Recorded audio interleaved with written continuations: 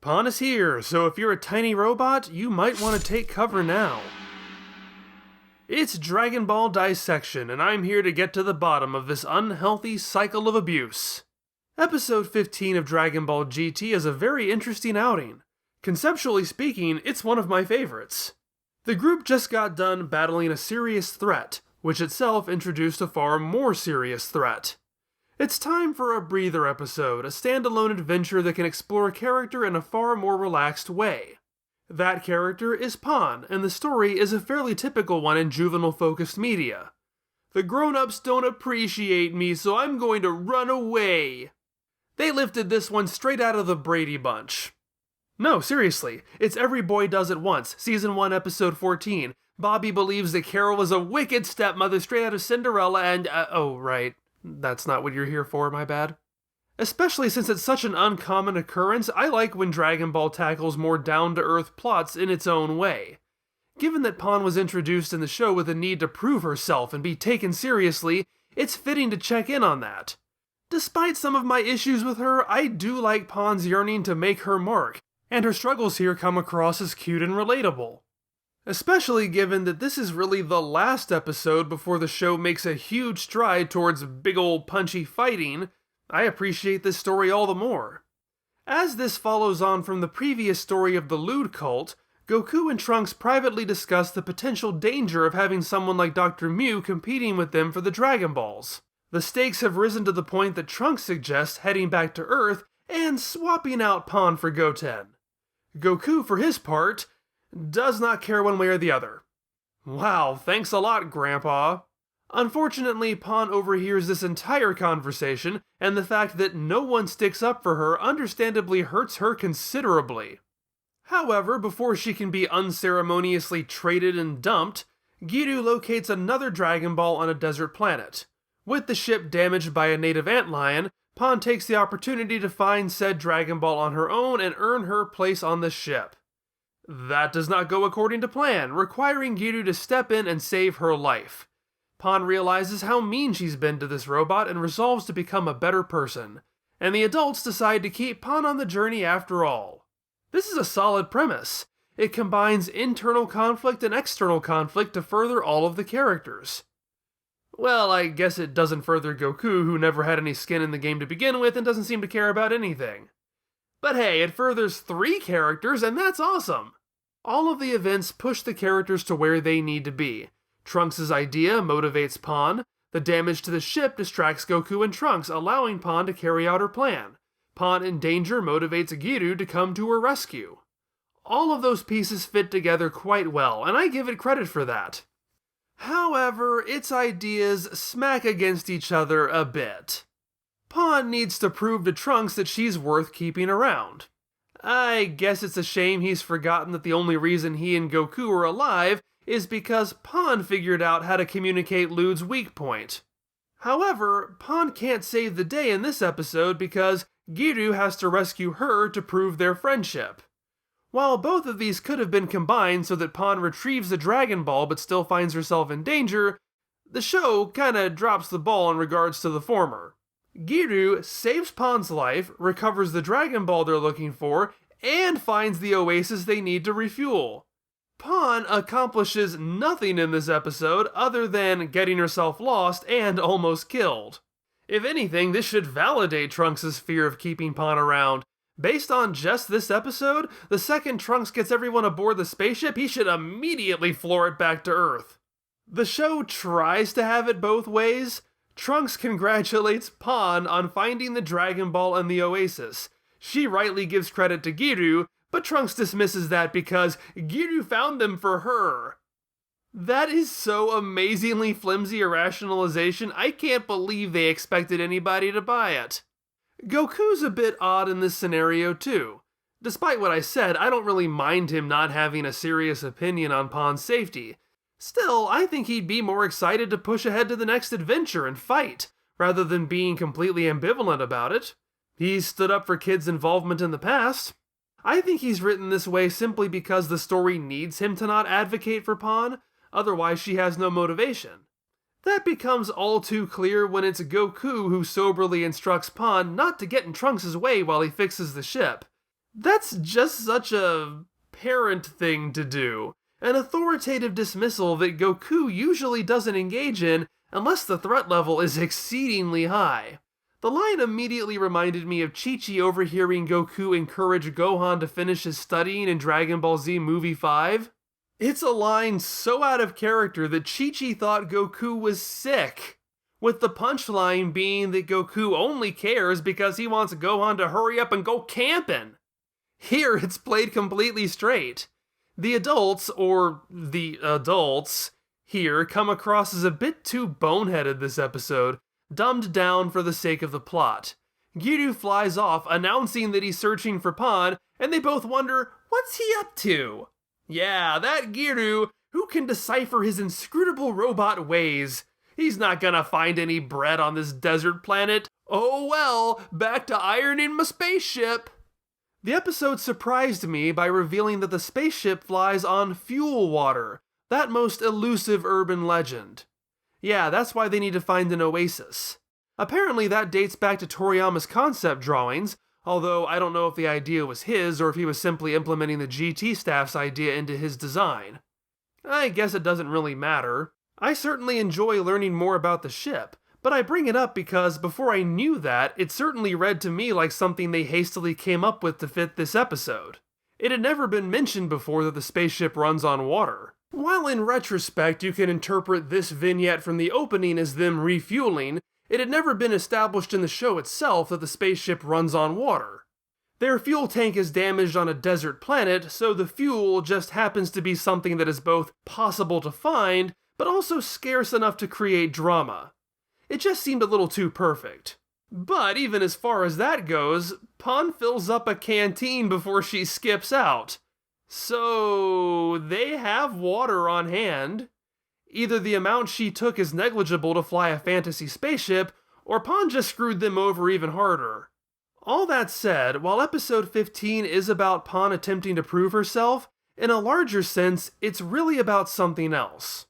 I mentioned last time that I believe GT goes through 5 distinct phases in making its transition from Dragon Ball collecting fun to beating the crap out of a baby or something? I don't know, I wasn't paying attention. The lewd cult serves as phase 1, while the upcoming episodes serve as phase 2.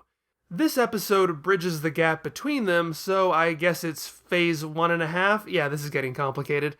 But this feels like an early pre-Muse style episode, sandwiched in between these bigger ideas. It's the last of the old guard.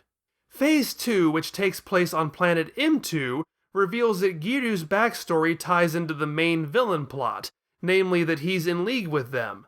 This episode, therefore, needs to wrap up the recurring storyline of Pan's animosity towards him. That way, Pan's feeling of betrayal will carry some weight. Even ignoring the larger plot ramifications, it is good to finally address why Pan is so angry at this robot and have her grow beyond that. Again, conceptually, this is all good. This is what I've wanted. This episode in a vacuum handles it pretty well. It's hard not to feel a little bit of emotion seeing the often cowardly Giru take on a giant antlion to keep Pan from harm, or of Pan on the verge of heatstroke, tearfully coming to the realization of what a jerk she's been. Of course, this episode doesn't exist in a vacuum, and so runs into a roadblock by virtue of the Pan-Giru relationship having long been established as irredeemably toxic. This episode alone hardly does enough to change my mind about that. This doesn't present two characters learning to put aside their differences or demonstrating that they'll ultimately stand up for each other when the situation gets dire. It's a terrified victim formulating a strategy to keep from being chronically abused.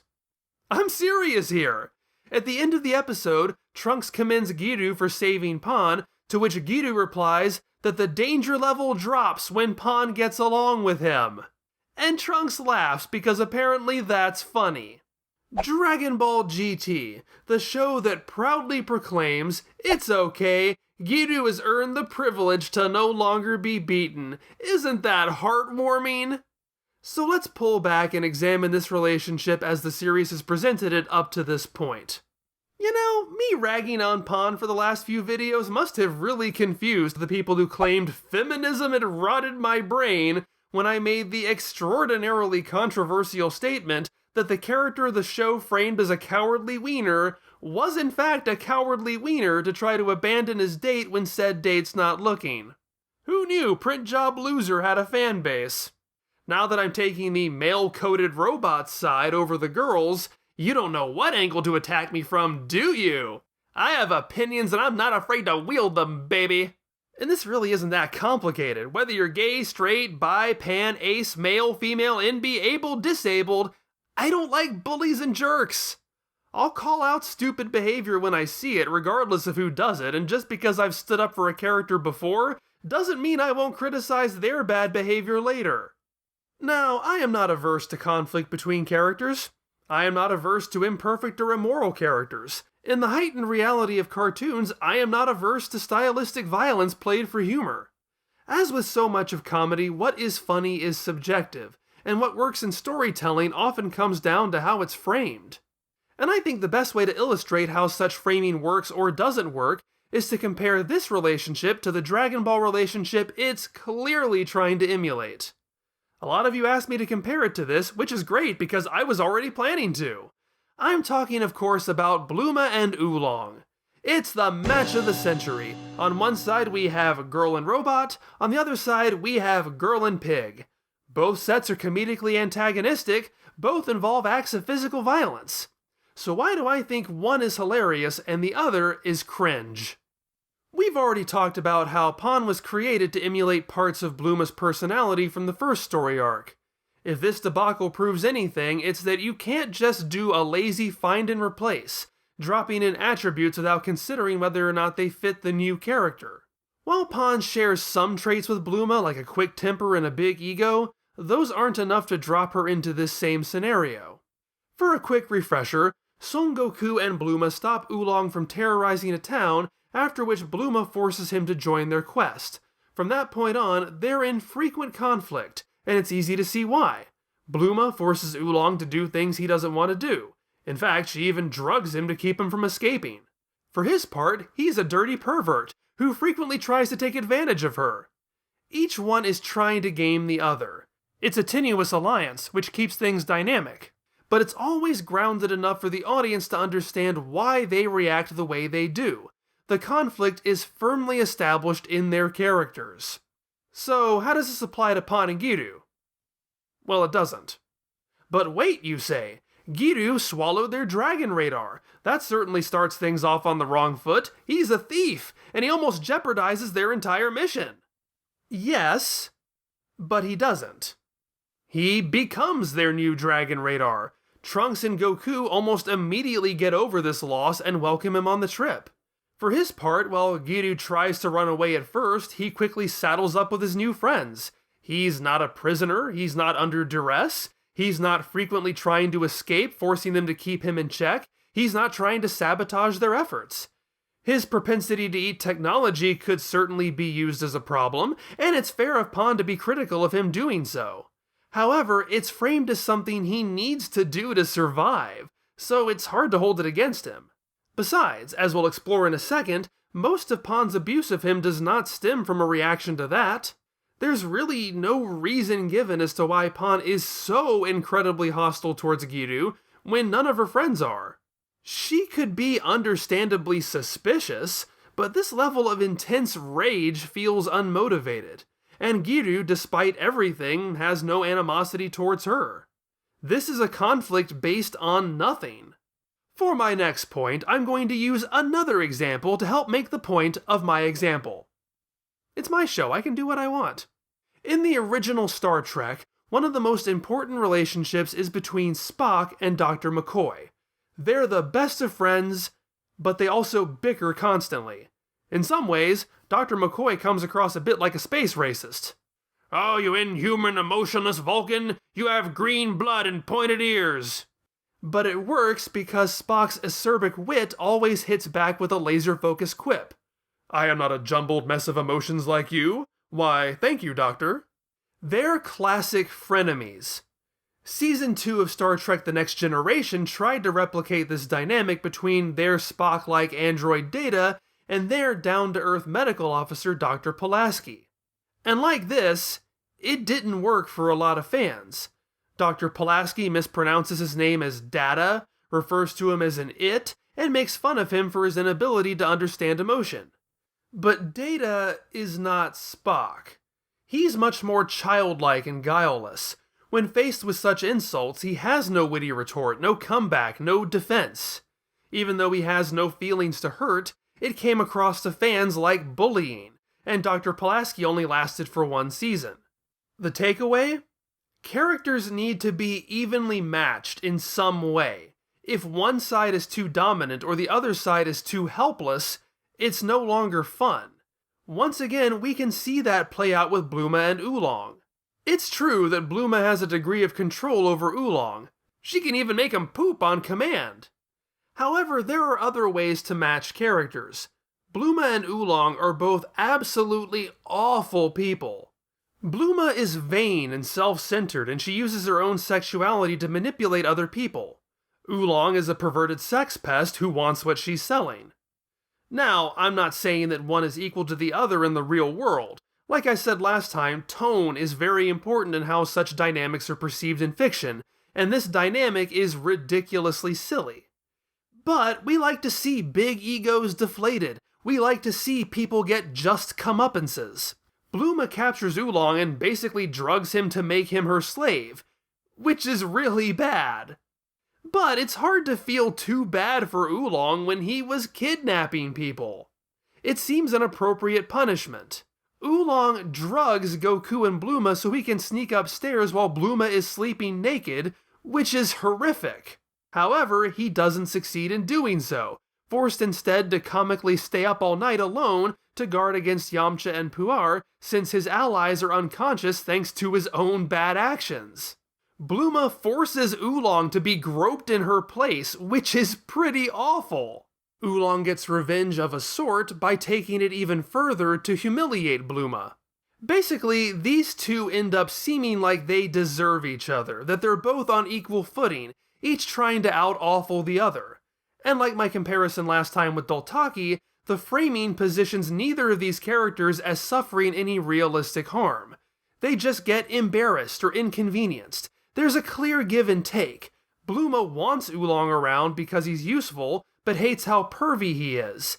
Oolong wants Bluma around because of how pervy he is, but hates how controlling and vain she is. Once again, we don't see any of this with Pan and Giru. Giru is very much at Pan's mercy at all times. The only times Giru does anything to harm Pan is by accident, which are the only moments this running gag is funny, and even those are so rare that Pan's reactions feel disproportionate. And we see the Spock-McCoy versus Data-Pulaski dynamic at play here, only far worse. Whereas Oolong and Bluma can easily dish back at each other, Giru is terrified. More than anything, that's what kills this. There's no fun in seeing a tiny creature in constant fear for no good reason. Even worse, a lot of Pan's motivation to harm him comes from her annoyance of him expressing his fear of the situations they're in. Giru comes across a lot like a mascot or a pet, and so beating him because he's afraid feels akin to kicking a dog when he barks at thunder. It's pointlessly cruel. Now, you can do a pointlessly cruel relationship like Zap Brannigan and the long-suffering Kif in Futurama. However, the humor there is that the show knows that Zap is a complete buffoon. Kif's power comes from his clear acknowledgement of his boss's stupidity and that we are clearly meant to relate to him. But here's one more thing. Despite my using it as an example, I actually like Dr. Pulaski in Star Trek. I don't need a character to be perfect. Dr. Pulaski's early treatment of Data is intentionally written that way, and it's framed as a flaw. It's a flaw she overcomes fairly quickly. In other words, it's an arc. Data doesn't have to risk his own life to get her to stop calling him an it. It's not incumbent on Data to earn that from her. She's the one in the wrong. She's the sole aggressor. And while this episode structures itself in a way that would play quite nicely as a resolution if these were two evenly matched squabblers finding common ground, the episode doubles down on making Giru as wonderful and innocent as possible. He single-handedly protects Pan. He asserts that he just wants to help make her cooking delicious. When the others have agreed to dump Pan on Earth and she retreats on her own to cry, Giru alone tries to comfort her. What's her response? She almost hits him. I hate her so much. Am I supposed to be impressed that she only barely contains the urge to be violent? Come on, this is your pivotal episode, GT. Maybe you botched the approach, but you could still stick the landing here.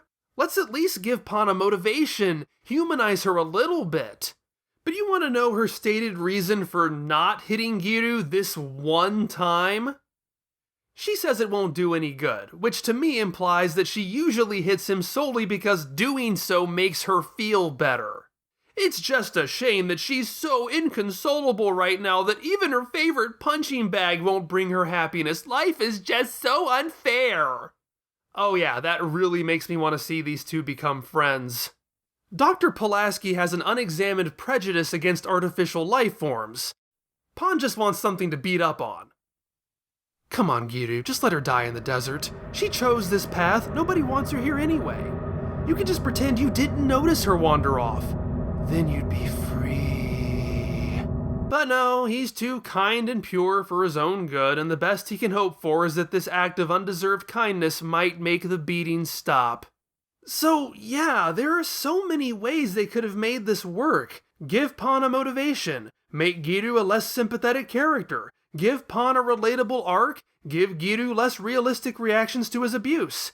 Any one of those things could have solved this. Instead, Dragon Ball GT, while taking its stroll through the streets of character development, seems to go out of its way to avoid level ground. After all, there are 72 potholes. If I'm not careful, I might avoid twisting my ankle in every single one of them, and who wants that? Toriyama, either consciously or by instinct, managed to join together a motley crew of horribly unscrupulous people in a way that's funny. GT does not seem to understand how to recapture that Dragon Ball magic, and decides instead to adapt misery. Hey, I know what kind of protagonist Japanese kids in the 90s relate to. Annie Wilkes! Somebody get this girl a sledgehammer, that's empowerment! Then again, I just spent over 3,000 words criticizing writers taking a story in a direction I don't approve. So maybe I'm Annie Wilkes. Hey, at least I didn't kidnap anybody. That you know of. To be totally fair, this singular episode at least clearly frames Pan as the one in the wrong, even if it never really holds her to account for just how awful she is, and backpedals at the end to insist that what is her fault isn't really that big of a deal. But I'd argue the damage is done. I can't tell you how sad I am that a character with as much potential as Pan, basically our audience viewpoint character, our coming-of-age protagonist, is rendered almost impossible to root for because of how awful they make her. But at least we're out the other side of that, right? The next episode shows how far we've come. Pan and Giru are still going at it, but now it's a friendly rivalry over video games and Giru is beating the pants off of her. And this is cute. There's a reframing of their relationship that plays on our expectations, and we get to see Giru come out on top for once. Even if you disagree with me that Pan has been totally abhorrent, you can probably agree she deserves at least a little humbling. The funny thing is, even the fact that it's a video game at all is a fake out, and I knew immediately something was off, because space was black. That's a weird thing about GT. While previous trips to outer space in animated Dragon Ball have shown it as black, GT instead has it blue? Purple? I don't know, it's in color. You normal-eyed people know what I'm talking about, and you can correct me if you want to. This is part of GT's overall effort to change up the color palettes. I already mentioned in a show tune that Trunks' hair is now dark purple. They also make Goku far more tan, which actually hews closer to how Toriyama typically colors him. And again, correct me if I'm wrong, but it seems GT eschews the previous show's bolder primary color palette for more secondaries and pastels. It's not really an improvement or a downgrade, it's just different. I like it. It gives GT its own identity. I just think it's funny I recognize the show was moving outside of its own reality because space actually looked like space. It's also great because we finally get to see the characters interacting on the ship in their downtime. We even get to see where they sleep. The ship feels far more lived in than it ever has before. Giru spots a planet that he confides to Pan is his home. He also starts randomly shorting out, a reaction the characters really don't seem to take as seriously as they probably should. Trunks initially wants to keep them focused on their quest, but at Pan's urging, since she's a good friend now, he reluctantly agrees. Keep all those factors in mind for later. They arrive on planet M2, which is a ghost planet. It looks highly advanced and fully metallic, but nobody's home. We eventually learn its population was wiped out by Dr. Mew's machine mutants, who now occupy the place and look just like Giru. Giru keeps shorting out and acting weird and receiving messages from General Rild. The other robots straight up congratulate him for bringing the other three here, and they say this in front of them. Giru continually asserts he doesn't even know these robots. Yet nobody seems to treat these things as suspiciously as they should be. That inscrutable robot, will we ever understand his ways? It seems Pan is just as stupid as Goku and Trunks this episode. So naturally, Giru leads them into a trap with his bigger, more dangerous friends capturing Goku and Trunks. Pan manages to escape for the time being, now realizing she was right about Giru all along, and that her character development in the last episode was a waste of time. Now where's that sledgehammer? Thanks so much for watching. Things are heating up in Dragon Ball Dissection. We're getting to some big action. Could there be a main villain on the horizon? I appreciate you all for listening to me geek out. It's a unique privilege and I love getting to do it. Thank you so much for watching, for enjoying, for commenting, for discussing and debating all of these weird little plot points. You all really are so kind and wonderful. I'll see you next time.